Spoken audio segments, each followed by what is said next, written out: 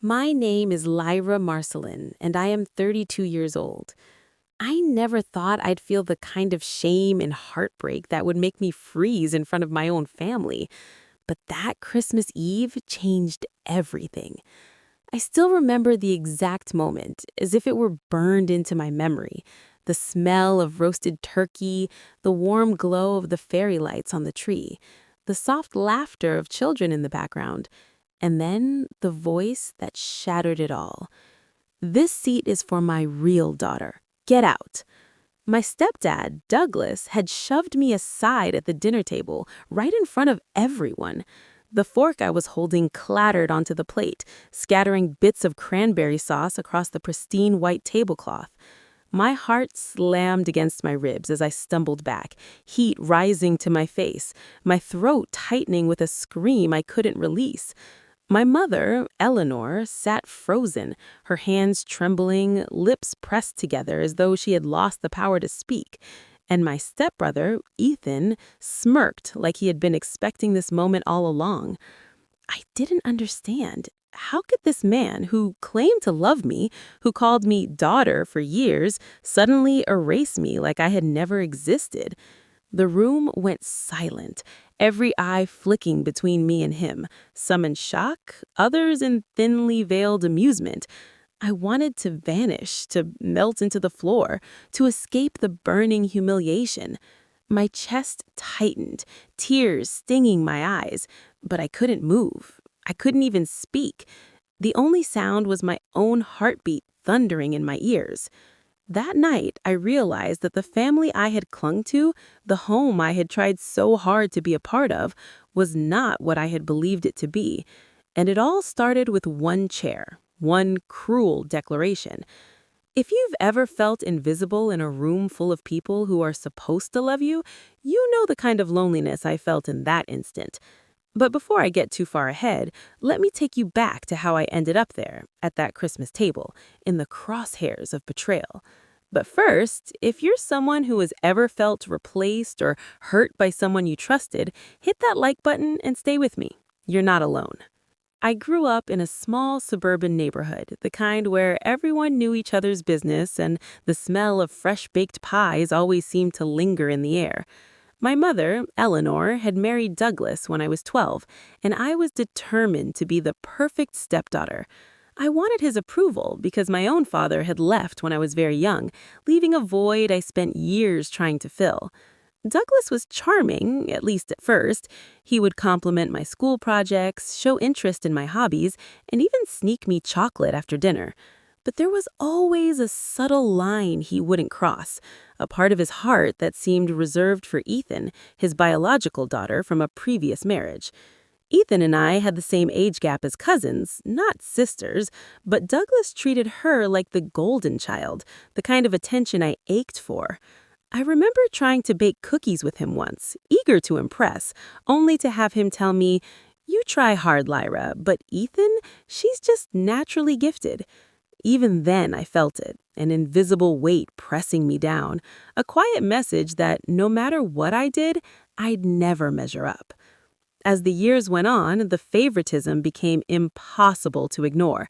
At school events, Ethan would get front row seats, applause, and accolades, while I was pushed to the side, told to watch quietly. My mother never intervened. Eleanor loved me, yes, but she was paralyzed by Douglas's forceful personality. Every time I tried to voice my feelings, she would sigh and say, "He's just protective of his own daughter, Lyra. Don't take it personally." But how could I not take it personally when the one person who should have protected me didn't? I became a ghost in my own home, quietly observing the world, learning to smile when I was aching inside, practicing the art of invisibility. I thought I had accepted it, that I had found my place somewhere in the shadows of their family, until that Christmas table. The tension in the house had been building all December. Douglas had insisted on a large family gathering, inviting distant relatives, old friends, and neighbors. I had tried to be enthusiastic, decking the halls with ornaments, baking pies, and rehearsing cheerful small talk. I wanted this Christmas to be perfect. I wanted a moment where he would see me, not just as a stepdaughter, but as someone he could be proud of. But as soon as we entered the dining room, I noticed the seating arrangement. Ethan's chair was centered right at the head of the table, while mine was placed at the end, slightly apart. I tried to ignore it, telling myself I was being paranoid, but when Douglas's hand suddenly shoved me aside, claiming the seat was for my real daughter, my carefully constructed world crumbled in an instant. My face burned, my stomach twisted, and for a moment, I couldn't breathe.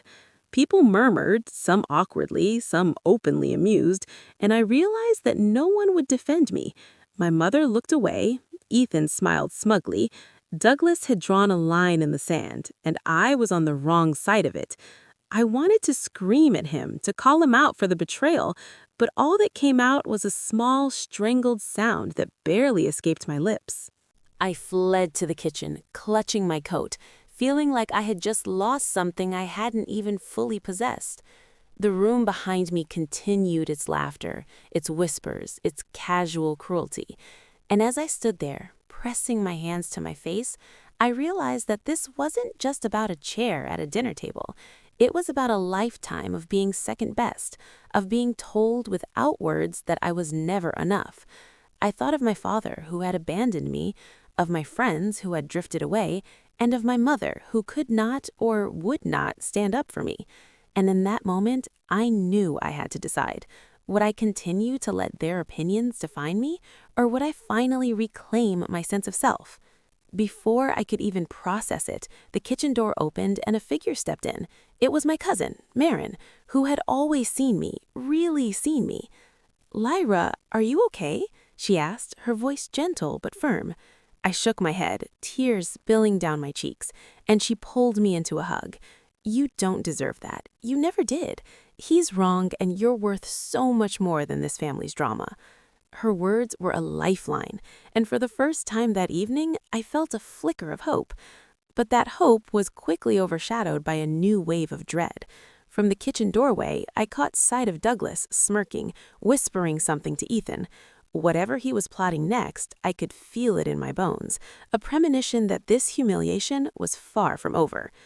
I took a deep breath, trying to steady myself.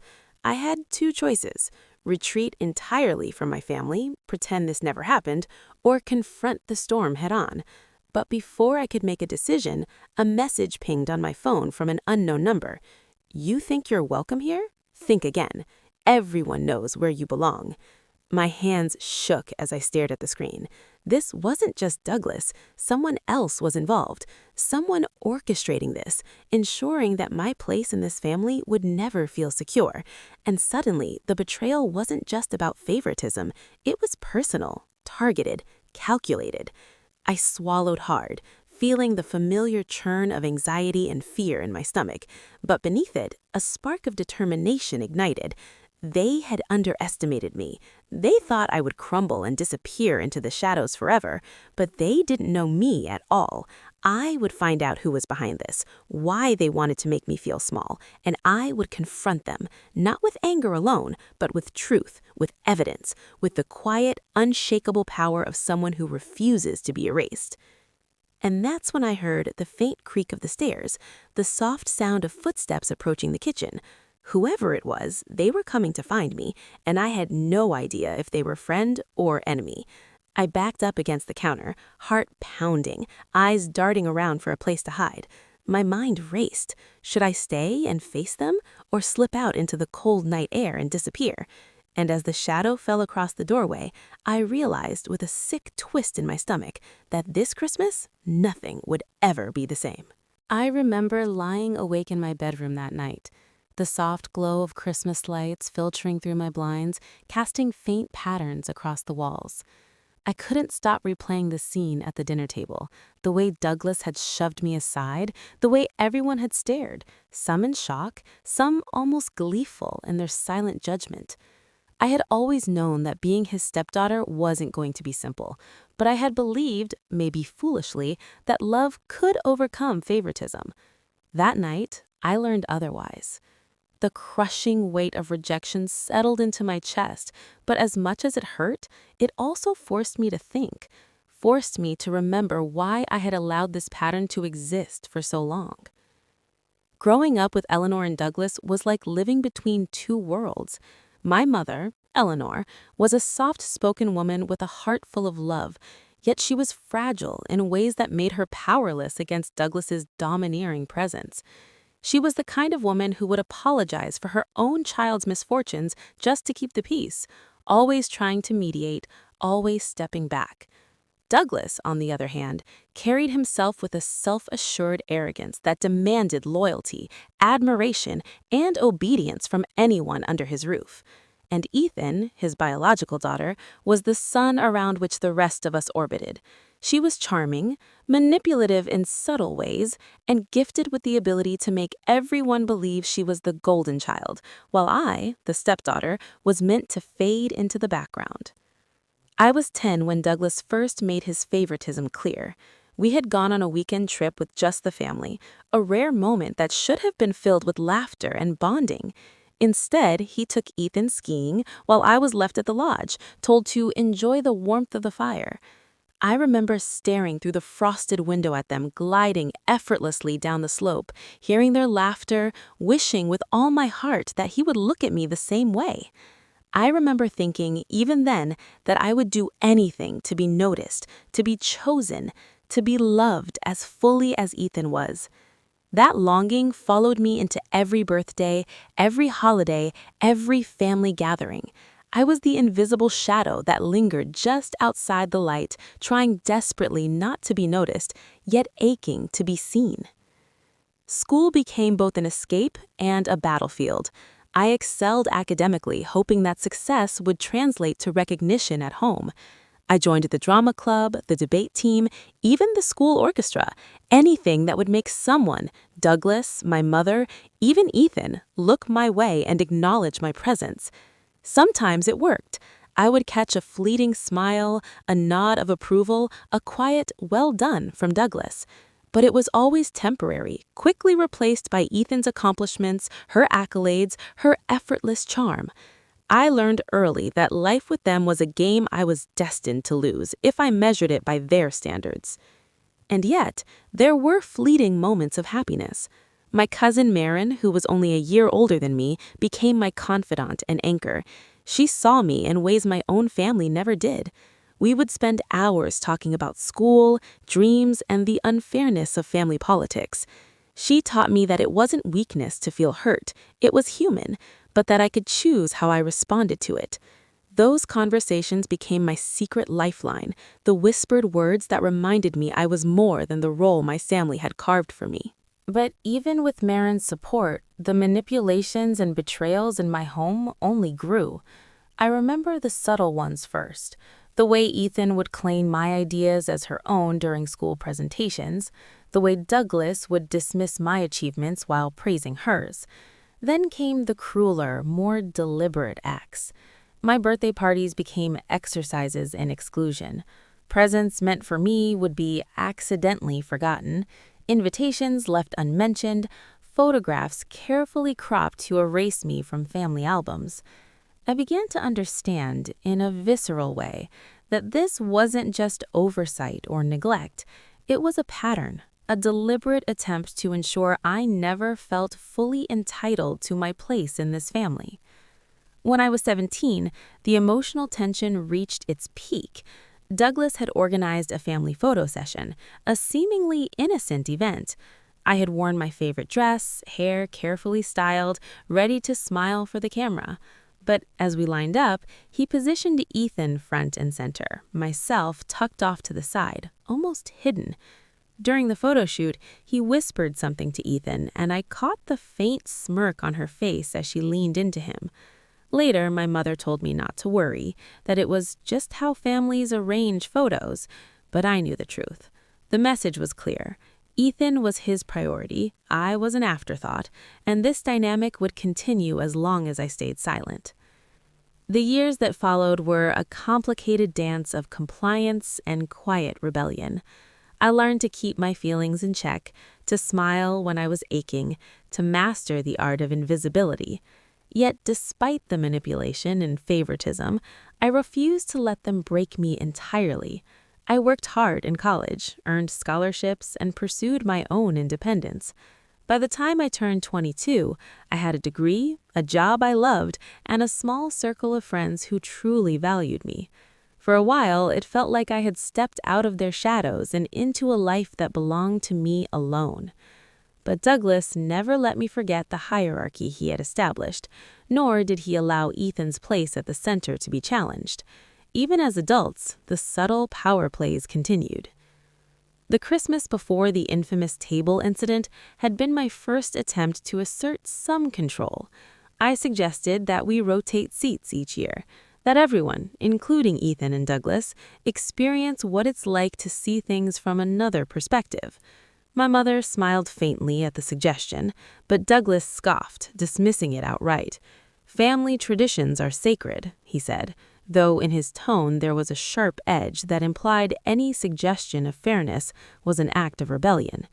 Ethan looked at me with a flicker of triumph in her eyes, as if she had already won before the battle began. I tried to brush it off, tell myself I was overreacting, but deep down, I knew that Christmas would not be ordinary. Something was brewing beneath the surface, a tension I could almost taste, like static before a storm. Leading up to this year's Christmas, the small tensions had escalated. I began noticing text messages exchanged between Douglas and my older cousin, cryptic, fleeting communications that suggested planning and collusion. Eleanor seemed oblivious, or perhaps she chose to be. Ethan's behavior was increasingly sharp, cutting remarks thinly veiled as jokes, her smiles carrying undertones of mockery. I began to feel the familiar knot in my stomach, the premonition that something was about to happen. And yet, I couldn't have predicted just how cruel and calculated it would be. The day of the Christmas Eve dinner, I had dressed carefully, choosing a deep green dress that made me feel confident. I have taken extra care with my hair, my makeup, and my posture, determined that no one could diminish my presence that night. As I entered the dining room, everything seemed normal. The warm lights, the laughter, the smell of food, but the arrangement of chairs told me otherwise. My heart sank. I was not at the table where I belonged. I was pushed to the side, my place literally erased.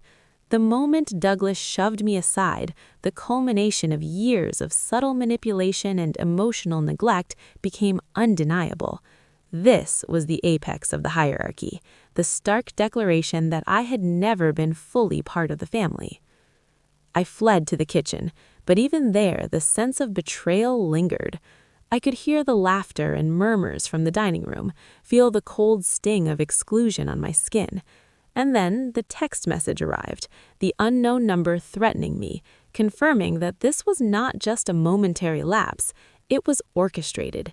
Someone wanted me to feel small, powerless, invisible, and they had gone to great lengths to ensure it happened. I was forced to confront the reality I had avoided for years.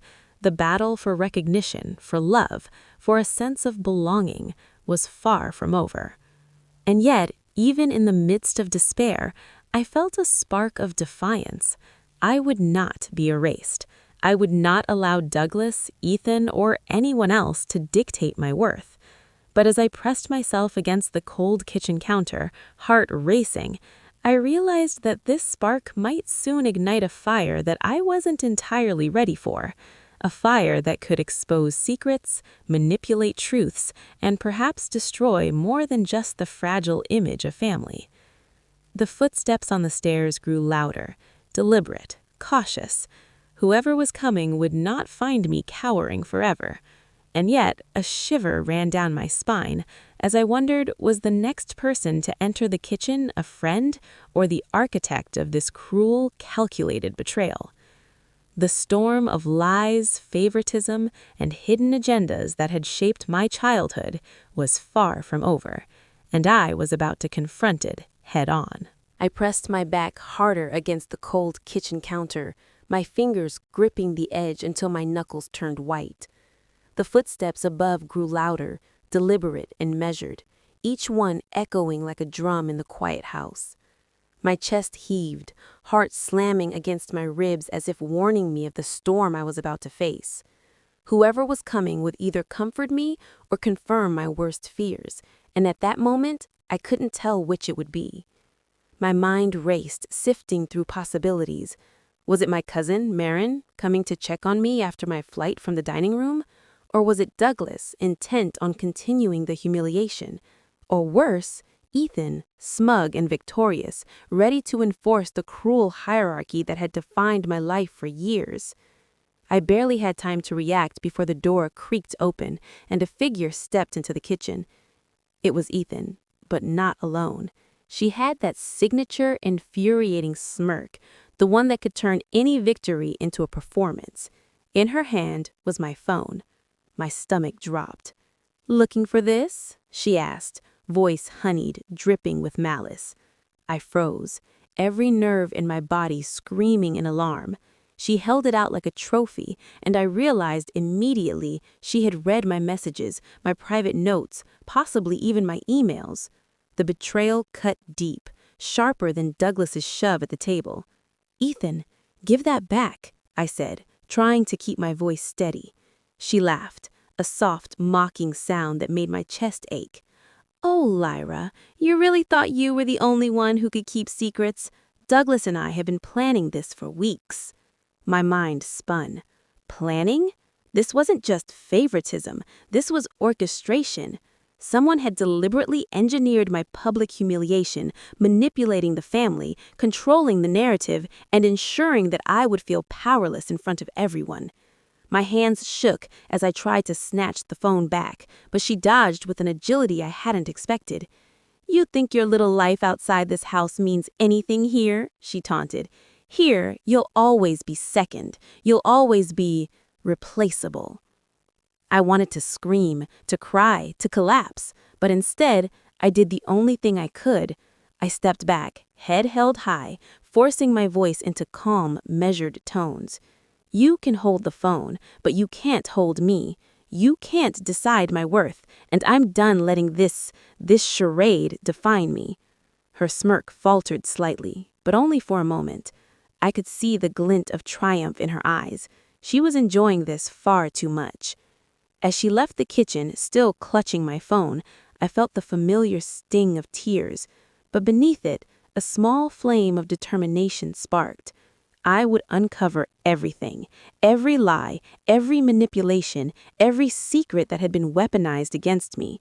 I grabbed my jacket and stepped outside into the cold winter night, the crisp air burning my lungs, reminding me that the world beyond this house existed, a world where I could reclaim control. That night, I began digging. I checked every message, traced every call, pieced together patterns I hadn't noticed before. What I discovered was worse than I imagined. Douglas and Ethan weren't just playing favorites, they were actively working to isolate me from friends, manipulate perceptions within the family, and control every interaction so that I remained powerless. Texts between Douglas and an old family friend revealed plans to publicly embarrass me, ensure that I looked ungrateful or out of place at family gatherings, and subtly turn other relatives against me. Every memory I had of subtle humiliation, the forgotten birthdays, the ignored accomplishments, the public shaming, was part of a larger pattern of emotional control. I remember the night I confronted my mother about what I had found. She sat in the living room, hands clasped in her lap, her face pale. "Lyra, I didn't want you to know," she whispered. I could see the guilt in her eyes, but also the fear. "Douglas, he can be intense. I thought if I just stayed quiet, maybe you'd be spared the worst of it." "The worst of it?" I asked, voice shaking with anger and disbelief. "Mom, he shoved me at the dinner table. He called me less than his own daughter. And you? How could you sit there?" She looked away, tears in her eyes. "I thought I was protecting you.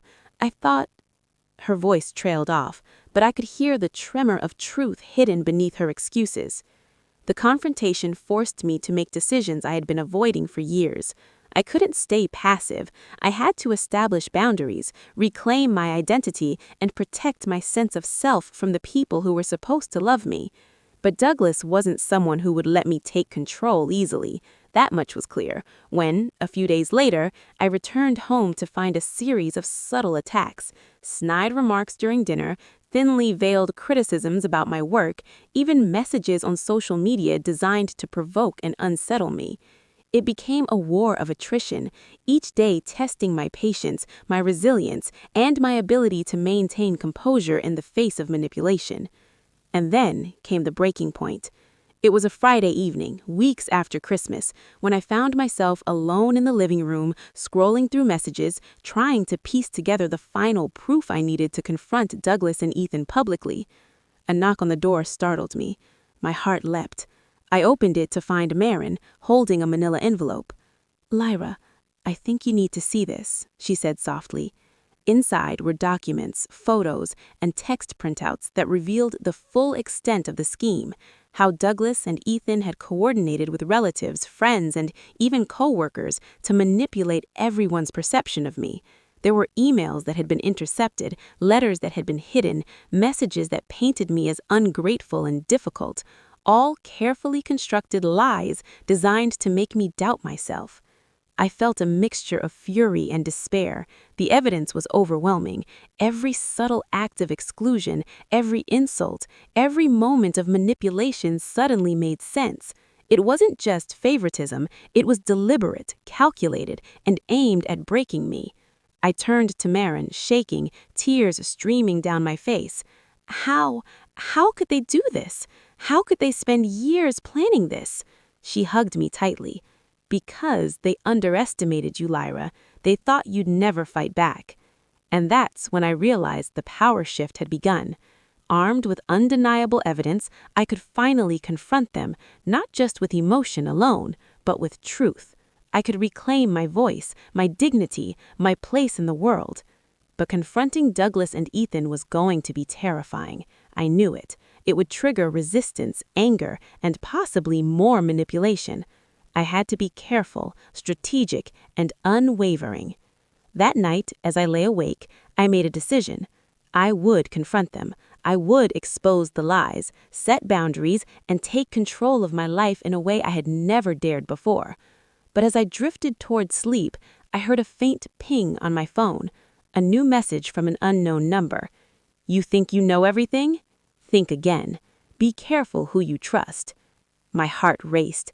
Someone else was involved. The network of manipulation ran deeper than I had imagined. I realized with a chill that exposing Douglas and Ethan was the first step. There were other players, hidden motives, and secrets yet to be revealed. The fight for my dignity, my sanity, and my place in the family was only beginning, and the cost could be higher than I had ever anticipated.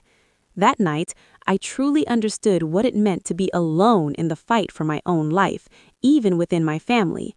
And as I stared out into the dark, silent street, I wondered, could I survive the next confrontation, or would the people I trusted most turn out to be the very ones trying to destroy me? The day of reckoning arrived quietly, almost deceptively. I had spent the past few weeks preparing myself mentally, gathering evidence, and planning the confrontation I knew I could no longer avoid. Every message, every email, every carefully documented manipulation was laid out before me like a map, guiding me to a place where truth could no longer be denied. I felt a mixture of fear, anticipation, and an almost electric sense of determination. For years, I had been invisible, overlooked, and dismissed. But today, I would reclaim my voice, my presence, and my worth. Douglas and Ethan were hosting a family brunch, a carefully orchestrated scene designed, I assumed, to assert control once again. I arrived confident, holding the folder of evidence tightly against my chest. My mother glanced at me nervously, a faint tremor in her hand as she adjusted her scarf. "Lyra, maybe this isn't the right time," she whispered. I shook my head, the weight of years of suppression giving me courage. "Mom, it's past time. I can't let them control me anymore." She hesitated, then nodded, perhaps finally understanding that this was not about defiance. It was about survival, dignity, and truth. The dining room smelled of fresh bread and roasted meats, warm and deceptively inviting. Family and friends chatted casually, unaware, or perhaps pretending to be unaware of the storm about to unfold. I felt every eye flick toward me as I entered, whispers rippling like a current through the room. Douglas looked up, his smile polite but tight, a flicker of recognition passing across his features. Ethan, seated at the head of the table, leaned back, smirking faintly as if she anticipated my entrance. I felt a surge of adrenaline, my pulse quickening.